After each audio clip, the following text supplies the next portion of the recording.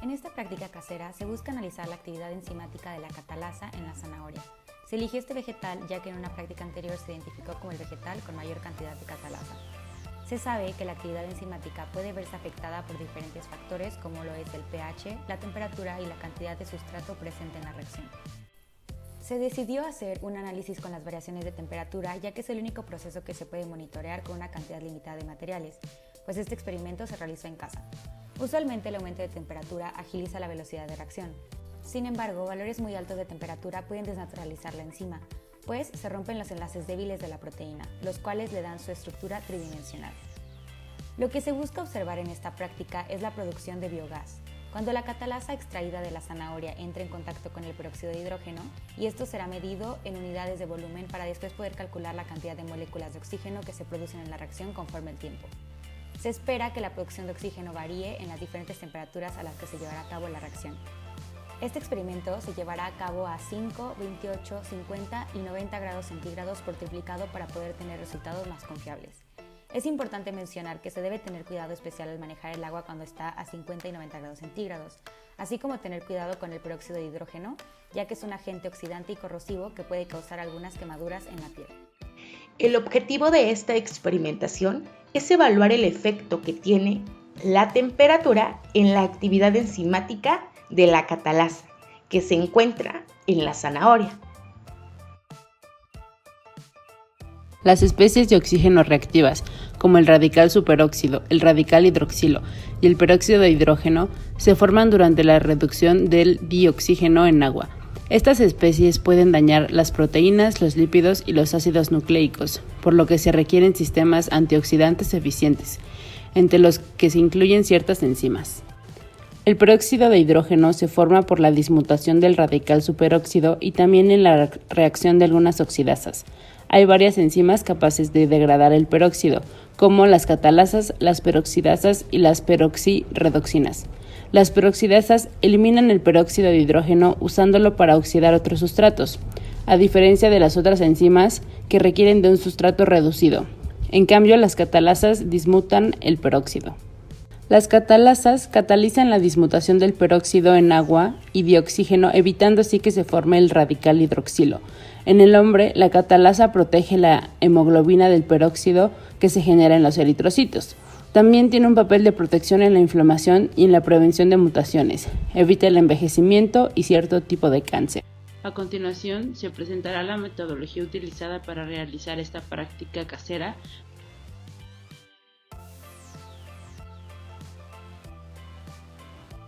Primero se pesó la zanahoria, después se licuó y luego se filtró. Una vez que se tuvo listo el extracto enzimático, se dividió para meter una parte a enfriar y las otras dos partes se calentaron con el microondas para poder alcanzar la temperatura deseada.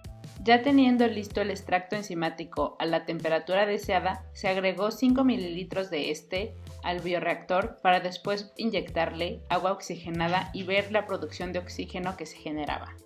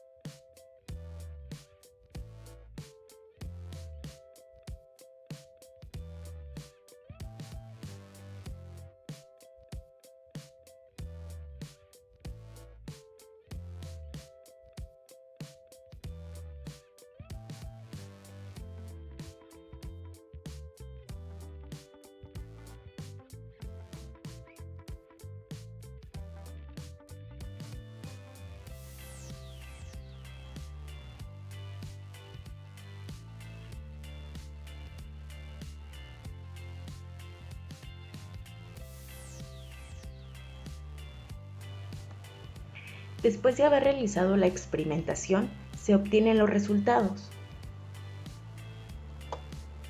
En primer lugar, es conveniente saber que la fórmula ocupada para realizar los distintos cálculos fue la de los gases ideales, en donde la P significa la presión, que en este caso fue constante, la cual fue de 0.829 atmósferas. La V significa el volumen, que este fue variando conforme el oxígeno se acumulaba en la jeringa. La N es el número de moles, el cual fue el que se calculó. La R es la constante de los gases ideales, que en este caso se ocupó con una cantidad de 0.0820575 atmósferas litros moles Kelvin. Y la T fue la temperatura, la cual fue constante pero para cada experimento.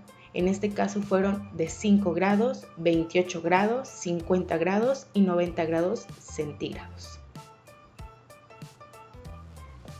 También es preciso conocer la reacción química que se presenta en nuestro experimento, la cual nos dice que si la enzima catalasa se une con su sustrato, que en este caso es el peróxido de hidrógeno, también conocido como agua oxigenada, estos reaccionarán dando como producto oxígeno y agua. Por lo tanto, se dice que 2 moles de peróxido forman 1 mol de oxígeno.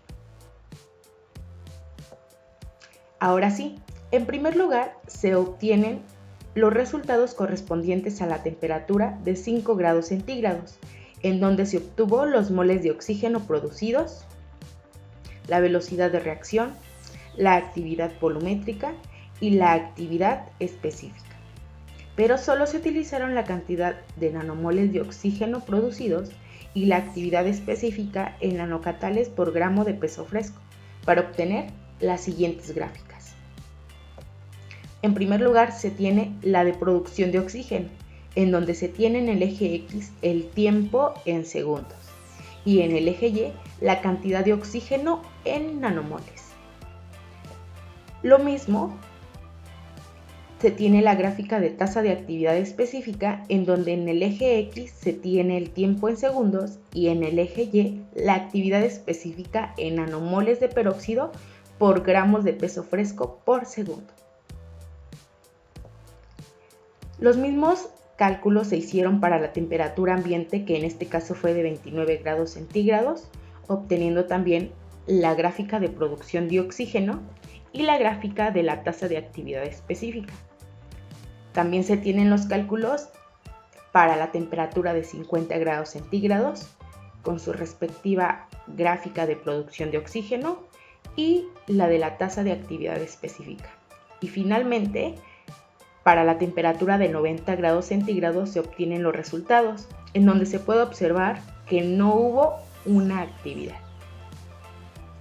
Su gráfica de producción de oxígeno se tiene de esta manera y su tasa de actividad específica aquí se ve. Posterior a los resultados se tiene la discusión. Al comparar la producción de oxígeno de cada temperatura, se puede observar que la que tuvo una producción más alta fue con la temperatura de 29 grados centígrados, seguido de la de 5 grados, 50 grados y finalmente la de 90 grados centígrados. Lo mismo se hizo para la actividad específica, en donde se observa un acomodo similar al anterior, ya que la actividad específica más alta la obtuvimos con una temperatura de 29 grados centígrados.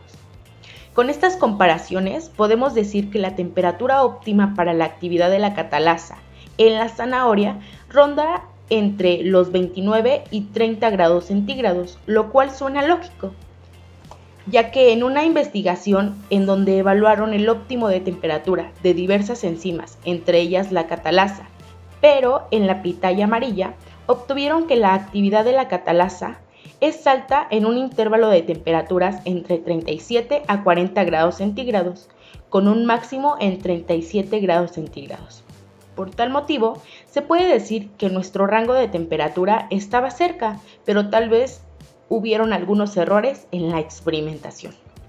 Por otro lado, también se puede mencionar que a partir de los 40 grados centígrados, la actividad de la catalasa fue disminuyendo hasta que se desnaturalizara, ya que en 90 grados centígrados ya no hubo una reacción de esta enzima. Después de realizar el experimento, se puede concluir que la desnaturalización de la proteína comienza a los 40 grados centígrados. Por lo tanto, a esta enzima no le favorecen los valores muy altos de temperatura para su velocidad de reacción, mientras que los bajos, aunque pueden alentar la reacción, siguen permitiendo la función correcta de la enzima. Además, sería interesante realizar este mismo experimento evaluando la actividad a diferentes valores de pH. En el experimento realizado se encontró que el reactivo enzimático tenía un pH de 6 y el peróxido de hidrógeno tiene un pH de 4, ambos a temperatura ambiente, que fue aproximadamente de 28 grados centígrados. Con este experimento casero se pudieron reforzar los conocimientos sobre la actividad de una enzima, así como la comprobación de que altas temperaturas inhiben el funcionamiento de esta.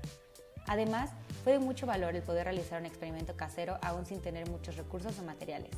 Por otro lado, fue mucho más sencillo realizar este experimento, ya que fue muy parecido al realizado previamente en el que se comparó la cantidad de catalasa en cebolla, calabaza y zanahoria. Por lo tanto, se presentaron menos inconvenientes en el proceso.